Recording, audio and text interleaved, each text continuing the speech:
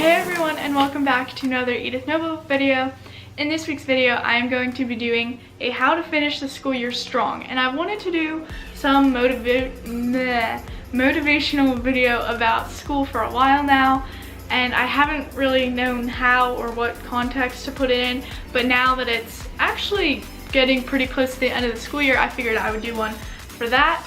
My school gets out of school, well, since I'm in 8th grade, I graduate early, so I get out on May 23rd, and a lot of schools are getting out around then or in June, so I figured this might help you to finish the school year strong. Okay, so my first tip to finish the school year strong is to plan out your schedule, and really a lot of these tips can work for just throughout the school year anyway, but I'm doing it just for the end of the school year. And for this, you might want to get a syllabus from your teacher or just some kind of plan and write down in a planner or whatever in a calendar when everything is due and when you're having tests and finals and everything like that, and just plan it out so even if you're not totally prepared for that, you know when it is and when you need to prepare for it.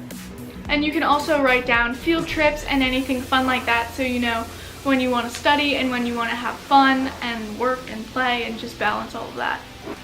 Okay, my second tip to finish the school year super strong is to have a healthy lifestyle, and again, this should work for throughout the school year, but I just chose this as a good thing to do at the end of the school year.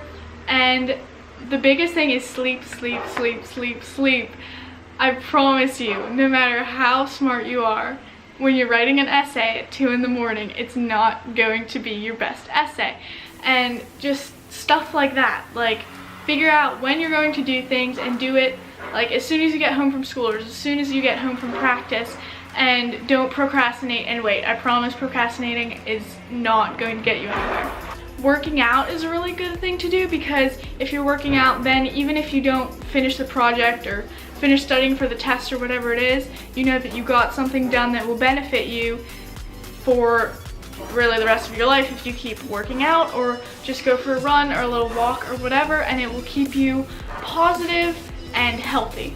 And also eating healthy is really important, because that helps not only like your mindset and you're like, yes, I'm trying to make myself better, I'm trying to get that weight or that muscle or whatever, but it gets your body in a good, not mindset, but it gets your body in a good position to get on that study grind or get whatever you need to do done without burning out or feeling really tired. All right, my third tip to finish the school year strong, I can't talk today, is to set a study schedule. And this can work for all the time, but I think that it's really important when you have tons of projects and tests and things like that, is to just figure out when you're going to do stuff and in what order.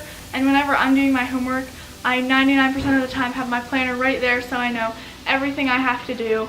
And a good thing to do is get all the easy stuff done first. So if you have a little quiz, study for that first, or if you have a tiny little assignment, do that first, and then do the big stuff last, like studying for a big test or working on a project. And also plan what days you're going to do what things. So my rule of thumb is normally for normal size tests, I study 2 days in advance, so then I'm not just like trying to cram it all in the night before. So figure out when you're gonna work on your projects and when you're gonna do everything so you can plan for that schedule. Also remember to relax and have time just for yourself and to enjoy the end of the school year and go on that field trip or just go to the beach or whatever you want to do. Take time for yourself so you're not burnt out. All right, my fourth tip is to make studying interesting, and there are many ways to do this, but I know that I just dread studying for tests and stuff because you're just staring at a paper or staring at a screen and it's just super boring. So if you make that interesting, maybe listen to some relaxing music or eat a snack. And I know with the summertime, I love to just eat ice cream and popsicles all day long, so maybe have a fun summery snack or have some lemonade or just something that keeps you hyped up and still interested in what you're doing and not just studying it because you have to. All right, my fifth tip and my last tip is to have a positive mindset, and this is so important because if you're studying for a test and you're like, oh, I hate the subject, I hate this topic, like, you're gonna hate what you're doing and you're not going to necessarily be totally into getting the good grade. You just want to do it and get out. And so if you are more interested in what you're doing and you feel like, okay, this is going to benefit me later in life, then that could keep you motivated and positive. And just look up positive quotes on Pinterest. I do this like every morning to start my day. I just scroll through Pinterest because I have my feed to the point where it's just like mostly positive quotes and like Harry Potter memes, and that's basically all of my Pinterest. So just find something that keeps you going and keeps you inspired to keep working hard.